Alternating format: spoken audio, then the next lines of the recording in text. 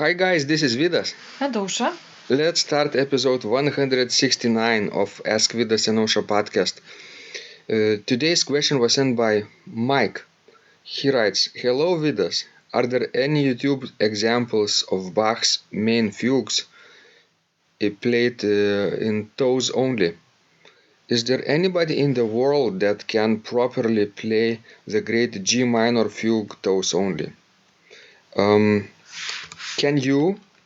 If not, I rest my case, knowing pigs can't fly. If there are, I will ask the Pope for forgiveness.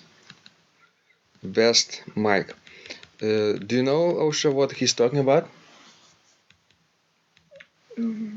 It's an excerpt of our correspondence via email.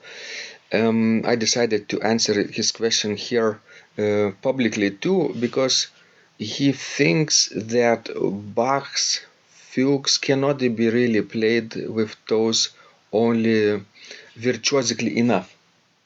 On the pedal? On the pedal. The pedal part? Yeah.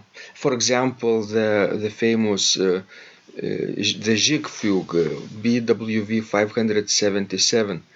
Especially in the upper register where you have the theme in the tenor octave. So he thinks that you need a heel for that, not only toes. And I wrote to him that of course it can be done, but it doesn't have to be played very fast. Of course, a lot of people play very fast. But when people observe, let's say, Cameron Carpenter, right, and he plays virtuosically with heels also, then it really is difficult to prove the historical way of playing pedals, right? Well, some people are just stubborn, I guess. Or you know, Cameron Carpenter is in their mind is demigod, right? Because he can do anything, right? And therefore, what they see on YouTube is more probably convincing than what we tell them, right? I don't feel that we need to convince anybody here. Me too, whatever we choose, whatever suits them. Mm-hmm. We just share our experiences, Yes. how we do Yes. things, right? Yes. Would you play BWV 577 fugue extremely fast? No. Even if it's a jig, right? Yes. It shows just poor taste, in my opinion. Is it a dance or a race? Well, it's a dance. Exactly. For people who are probably wondering about the tempos in dance like fugues, they need to get familiar with the dance tempos too, and, Sure. and dance steps and dance figures, how they are taught to dance or historically, right? So we were in those seminars, remember? Yes. I think the most important thing for any musician is to hear what you are playing. Actually, to really listen to what you are playing. And if you will pick up extremely fast tempo, I don't think you will be able to hear what you are playing. Mm-hmm. And then, in my opinion, music loses its sense, its main purpose. You said Mike is stubborn, but we are stubborn too. I didn't say that Mike is stubborn. I think, well, if somebody already knows our opinion about playing Bach with, toes only and still sends these questions, it means no. They don't believe us, right? Yes. Mm-hmm. So, I am not in position to try to convince him to accept our opinion. Mm-hmm. It doesn't matter who anybody will tell me. I will just stick to my opinion. We are also stubborn, right? Yes, I'm stubborn, and I have tried enough of historical instruments, that were built during, Bach's lifetime, that I would know that it's impossible on those instruments to use the heel. So why do I have to play it with the heel if I can play perfectly with only my toes? Well, exactly. Um, and we were not always that way, right, Osha? We were taught to play historical music with heels as well at the beginning. Yes, Hmm. we had to relearn it. It wasn't easy. Yes, it was hard.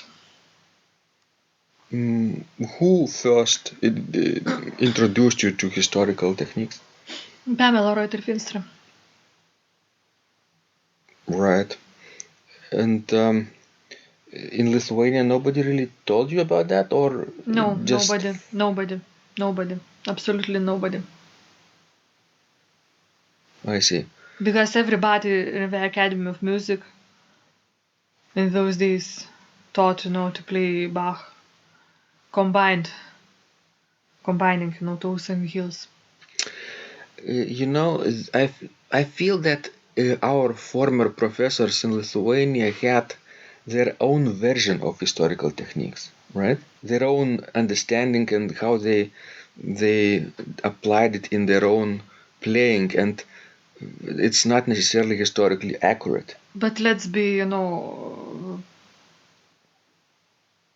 Honest. honest, yes.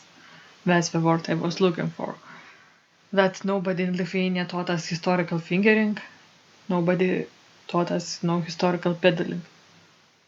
That's it. We had sort of their own mixed version of what is historical and what is not.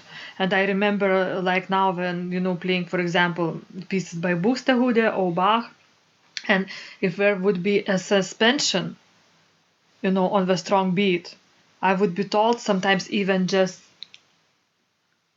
Make a rest. make a rest Mhm. instead of that suspension, which is, I think, is highly inappropriate.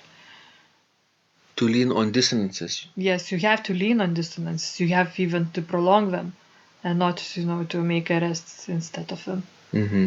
Why? Well,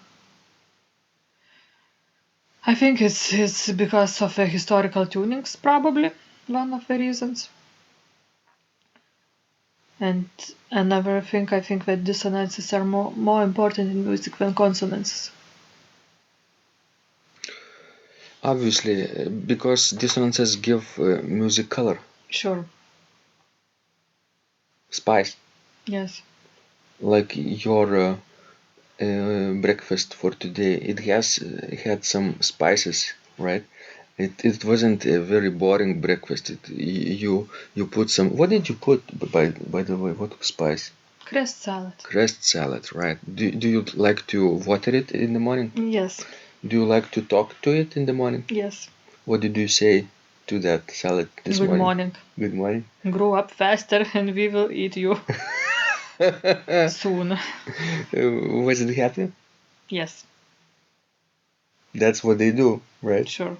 They serve us, and actually we have to be grateful that these little plants give their lives for us, right? They give us vitamins that we need them so. Exactly. And we try to give our best experience to you guys, and we hope that it's helpful to you. And even if it's not, it's okay, right? We don't try to convince you to follow a historical way of playing. I think our understanding of historical way of playing stems from our knowledge of historical instruments, right, Osha? Sure. And what it means that you guys probably need to try out as many historically built instruments, either real historical organs or replicas built in modern times, right? So then you will have informed opinion on what is possible or not. That's true. Right now, probably your opinion is limited to your current understanding, right, of what you see on YouTube. But YouTube is not everything. Yes. So, any closing ideas, Sosha, for them, for our listeners? Well, just try to expand your horizons. And talk to your crest salads. It's good for plants. Thanks, guys. This was Vidas. And Osha, And remember, when you practice, miracles happen.